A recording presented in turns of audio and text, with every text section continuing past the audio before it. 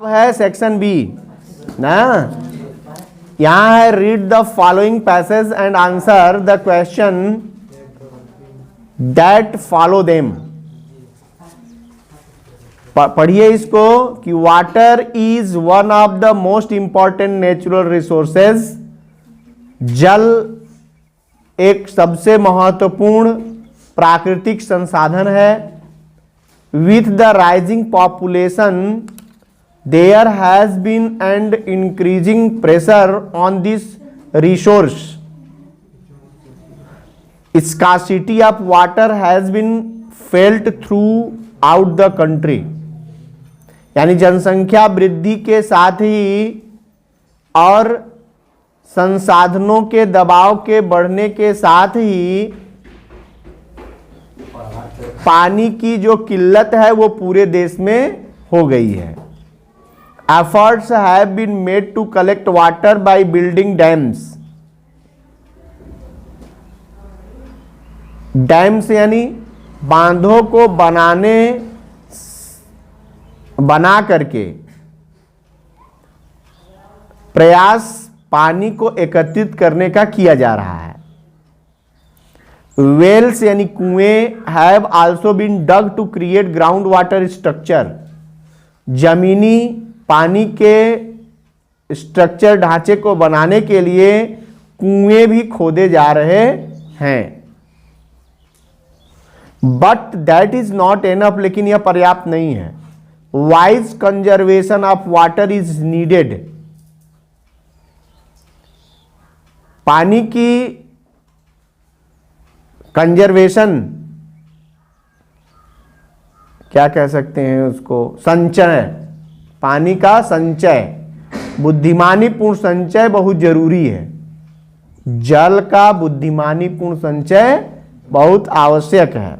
One of the most popular ways of conservation is rain water harvesting.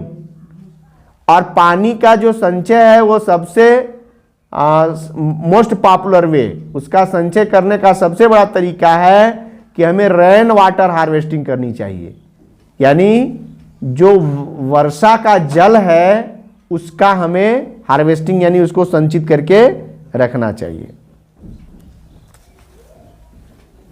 It means collecting rain, इसका मतलब होता है बारिश को, रेन वाटर, बारिश के पानी को एकत्र करना on the roofs of buildings, छतों के ऊपर, and storing it underground for later use, और इसको जमीन में काफी देर तक प्रयोग करने के लिए संचित करके रखना। This method can raise the level of ground water, और यह तरीका जमीन के पानी की सतह को उठा सकता है।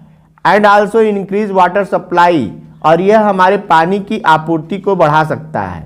Another method is waste water harvesting, और दूसरा है वेस्ट वाटर हार्वेस्टिंग, यानी खराब जल को हार्वेस्टिंग करना, संचय करना ना। यानी खराब जल जो ऐसे ही बहा दिया जा रहा है उसको क्या करो, हार्वेस्टिंग का मतलब हो गया उसको, पानी को जमीन के अंदर जाने सोखता बनाना, उसको जमीन के अंदर जाने के लिए सुखाना, ताकि वो जाए तो नीचे का वाटर लेवल मेंटेन हो, स्ट्रक्चर मेंटेन करे। तो पहला हो गया बारिश के पानी को एकत्र करना, दूसरा गंदे पानी को भी एकत्र करना। Water from kitchens and bathrooms is collected and clean. Kitchen और बाथरूम का जो पानी है उसको भी एकत्र किया जाए और उसको साफ किया जाए। It can then be used for purposes other than drinking, यानी पीने के अतिरिक्त अन्य कार्यों में इसका प्रयोग किया जा सकता है। बाथरूम का पानी, किचन का पानी जो निकल रहा है, हम उसको क्या करते हैं, वेस्ट बहा देते हैं, उसको भी क्या करना चाहिए, संचित करके उसको साफ करके फिर से उसको रीयूज करना चाहिए, ताकि पानी का लेवल मेंटेन हो सके। क्वेश्चन कहा which word in the passage mean shortage. Shortage का मतलब क्या है इस पैसेज में, ये बताइए। शॉर्टेज माने कमी हो रही है।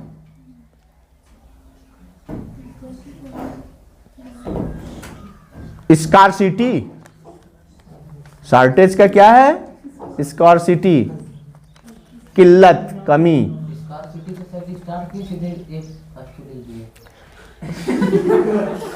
नहीं तो हमने तरीका बताया है, ये गलत तरीका है। उसमें पूछ रहा है कि आप बताइए शॉर्टेज का मतलब क्या है, इस पैसेज में क्या आया है शॉर्टेज का मतलब। तो शॉर्टेज माने तो कमी पता है ना, तो इस पैसेज में क्या आया है, तो केवल इतना ही लिखना था कि in this passage shortage means scarcity. In this passage shortage means scarcity. गलत किया है फिर भी समझो, नंबर नहीं मिलेगा गलत किए हो तो।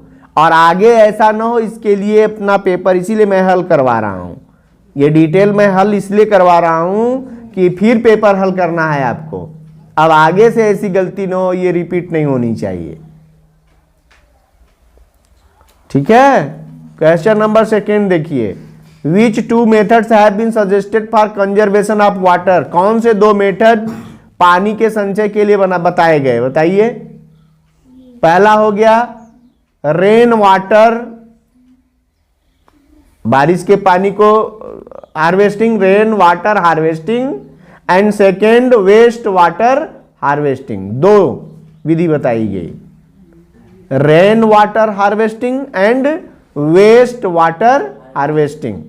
ये 2 विधि बताई गई है। आंसर बनाएंगे तो क्या हो जाएगा कि rain water harvesting and waste water harvesting are the 2 methods which have been suggested for conservation of water। Answer बनाना सीखिए यदि मार्क्स अच्छा लेना चाहते हैं तो। What do you mean by rain water harvesting? Rain water harvesting का मतलब क्या समझते हैं आप? तो रेन वाटर हार्वेस्टिंग मतलब यहां देखो लिखा है, ये आंसर आपको पैसेज में मिल जाएगा। It means collecting rain water on the roofs of building and storing it underground for later use. ये आंसर आपको सही मिलेगा।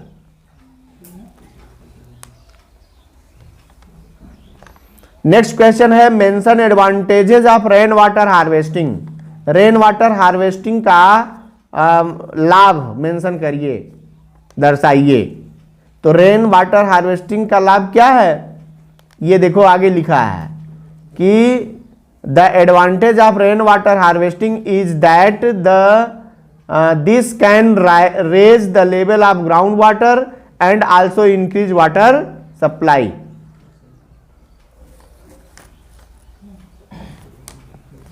ठीक ना।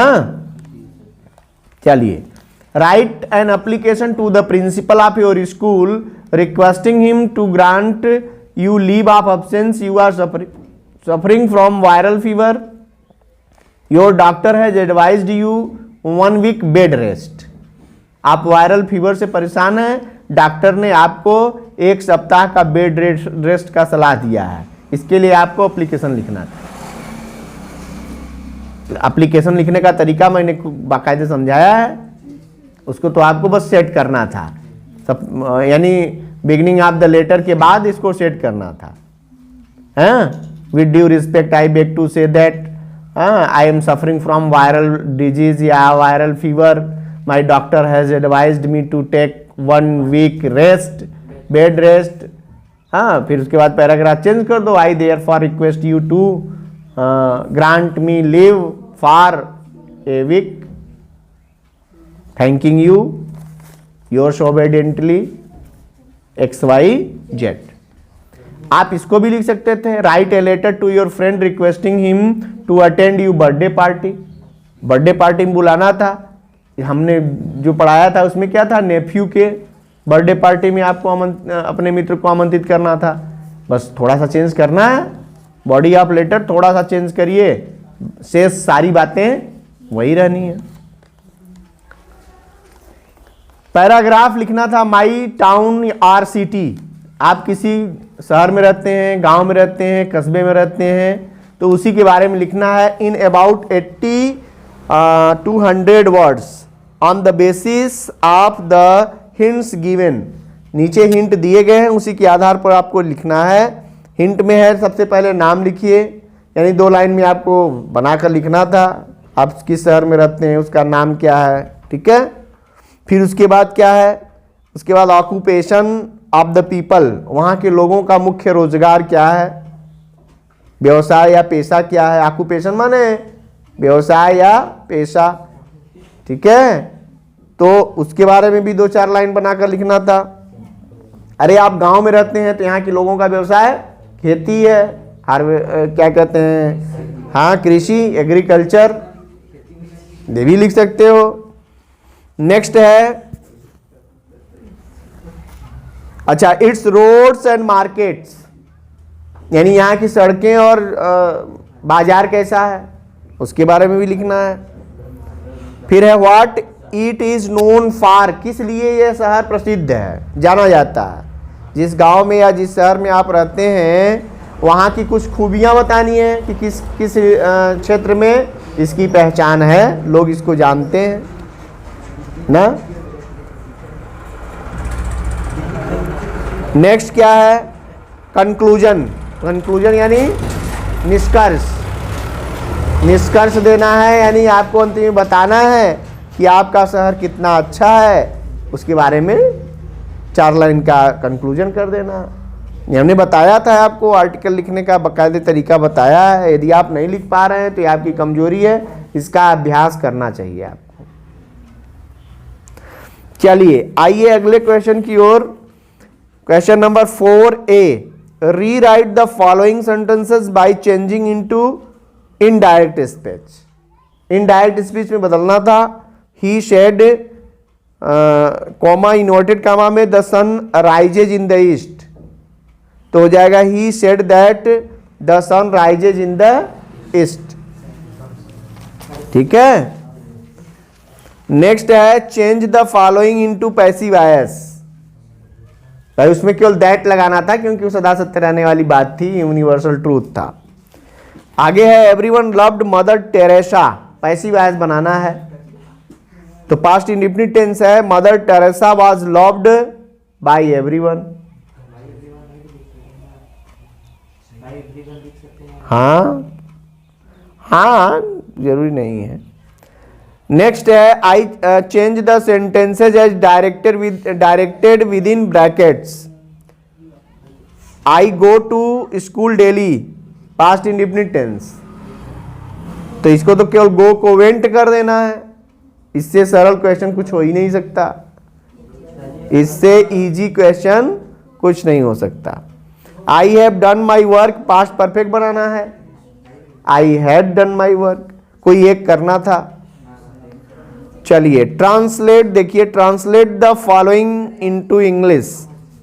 वृक्ष हमारे जीवन के लिए बहुमूल्य हैं, trees are valuable for our life.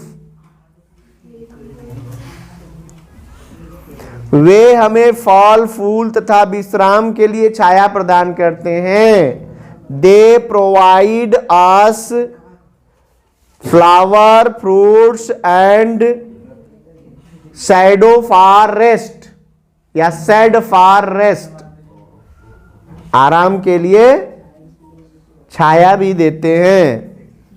वृक्ष हमें ऑक्सीजन देते हैं जो हमारे जीवन के लिए सर्वाधिक आवश्यक है। Trees gives us oxygen which is most necessity of our life. Who सजीव के लिए लगता है, बताए थे, हु सजीव के लिए, ऑक्सीजन सजीव है, तो ऑक्सीजन के लिए विच का प्रयोग होगा, हु का नहीं। रिलेटिव प्रोनाउन पढ़ रहे थे तब याद करो, हु का प्रयोग सजीव के लिए, विच का प्रयोग निर्जीव के लिए, और जहां सजीव निर्जीव में आपको वो न लग समझ आ रहा हो वहां दैट लगता है, और सच आ जाए तो एज लगता है। दैट कैसे सही होगा? जो तो एज माने भी होता है, दैट माने भी होता है, हु माने भी होता है, विच माने भी होता है, लेकिन चारों के यूजेस अलग अलग है ना। हु जब तब लगता है जब कोई आदमी रहता तो वहां हु लगा देते, कोई निर्जीव है वहां विच लगा देंगे। जैसे ऑल आ जाए तब दैट लगा देंगे, ऑल, समवन, समथिंग ना, वहां दैट लगा देंगे। और सच आ जाए कहीं तो उसके साथ एज लगाते हैं। ये पॉइंट है। ये वृक्ष वर्षा कराते हैं, ट्रीज ब्रिंग्स रेन। और क्या, ट्रीज ब्रिंग होगा, ब्रिंग्स नहीं, ट्रीज ब्रिंग रेन, वृक्ष वर्षा लाते हैं। अब देखिए आ गया literature part. Literature question number 5, answer the following in 30 to 40 words each, do any two. यानी यहां पर 3 क्वेश्चन है, इसमें से 2 करने हैं। Why was the young seagull afraid to fly, test का क्वेश्चन है, ये टेस्ट में दिया गया था। How was Lencho helped, Lencho की मदद कैसे की गई, बिल्कुल। Why does any think that paper has more patience than people?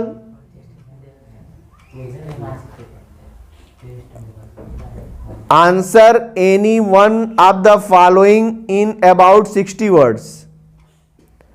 Why was Lencho angry when he received the letter? पत्र को पाकर लेंचो नाराज क्यों हो गया? Was Lencho surprised to find the letter for him? क्या पत्र पाकर लेंचो जो है सरप्राइज हुआ था? नो, इसका भी टेस्ट हुआ था उस दिन, टेस्ट का भी ये भी क्वेश्चन था।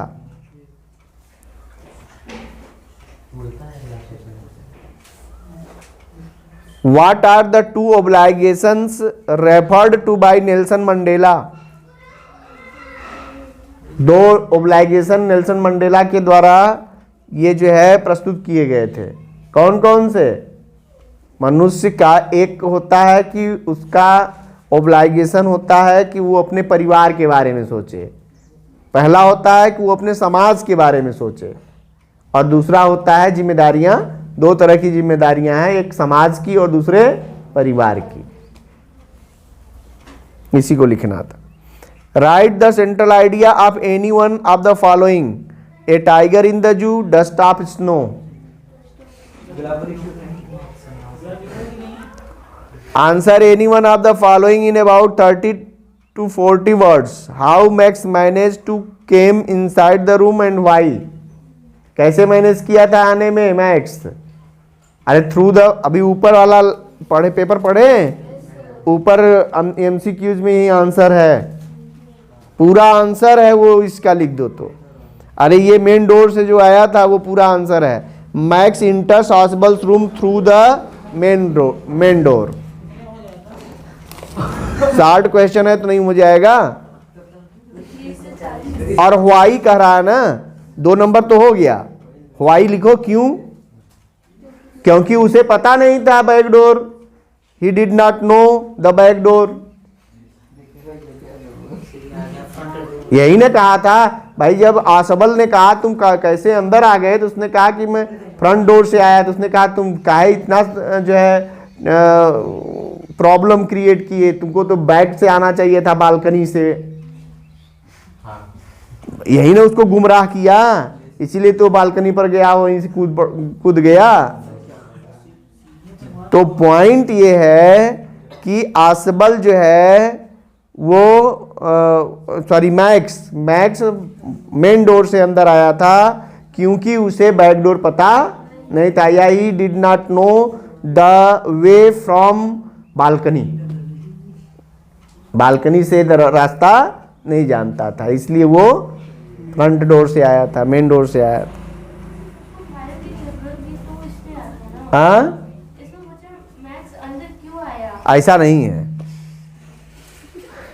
How Max manage to came inside the room, Max अंदर आने के लिए कैसे मैनेज किया और क्यों। तो अंदर क्यों आया ये नहीं पूछ रहा है, अंदर आया कैसे आया, तो पहले इसका आंसर दो।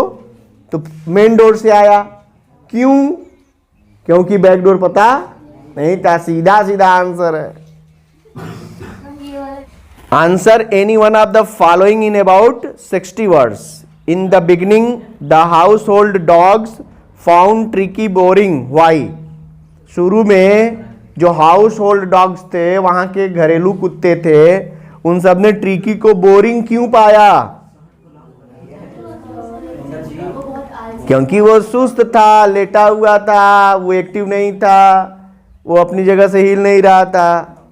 यही लिखना है, और क्या लिखना है? 4 लाइन लिखे, हो गया आंसर। क्या? तो 4 लाइन में 60 वर्ड, 15 चौका, 1 लाइन में 15 वर्ड लिखो, हो गया 60 वर्ड। तो भैया 6 लाइन लिखो 10-10 वर्ड का। गजब हाल है। 5-5 वर्ड का करना है तो 12 लाइन लिखो।